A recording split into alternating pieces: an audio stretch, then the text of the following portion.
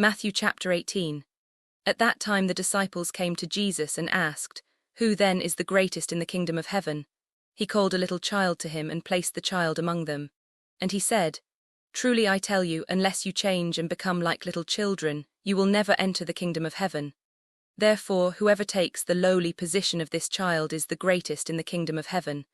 And whoever welcomes one such child in my name welcomes me.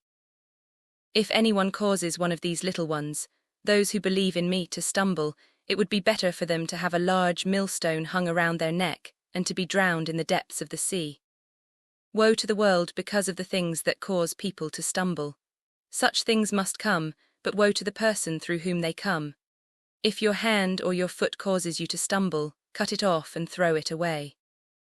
It is better for you to enter life maimed or crippled than to have 2 hands or 2 feet and be thrown into eternal fire.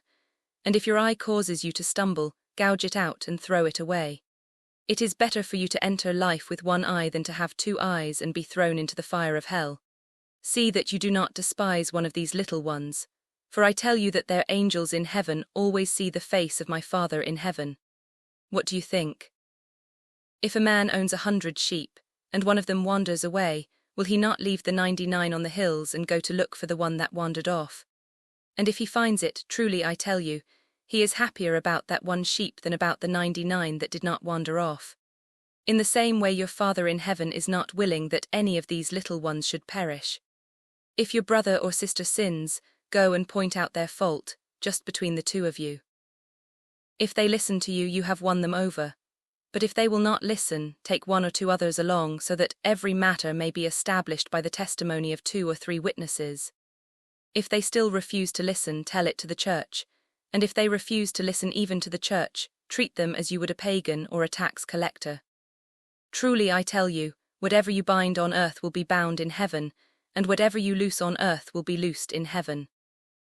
Again, truly I tell you that if 2 of you on earth agree about anything they ask for, it will be done for them by my Father in heaven. For where 2 or 3 gather in my name, there am I with them." Then Peter came to Jesus and asked, "Lord, how many times shall I forgive my brother or sister who sins against me? Up to 7 times. Jesus answered, "I tell you, not 7 times, but 77 times. Therefore the kingdom of heaven is like a king who wanted to settle accounts with his servants. As he began the settlement, a man who owed him 10,000 bags of gold was brought to him.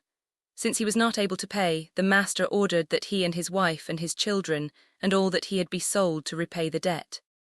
At this the servant fell on his knees before him.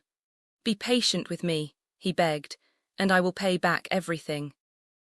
The servant's master took pity on him, cancelled the debt, and let him go. But when that servant went out, he found one of his fellow servants who owed him 100 silver coins. He grabbed him and began to choke him. "Pay back what you owe me," he demanded. His fellow servant fell to his knees and begged him, "Be patient with me and I will pay it back." But he refused. Instead, he went off and had the man thrown into prison until he could pay the debt. When the other servants saw what had happened, they were outraged and went and told their master everything that had happened. Then the master called the servant in. "You wicked servant," he said, "I cancelled all that debt of yours because you begged me to. Shouldn't you have had mercy on your fellow servant just as I had on you?" In anger, his master handed him over to the jailers to be tortured until he should pay back all he owed. This is how my heavenly Father will treat each of you unless you forgive your brother or sister from your heart.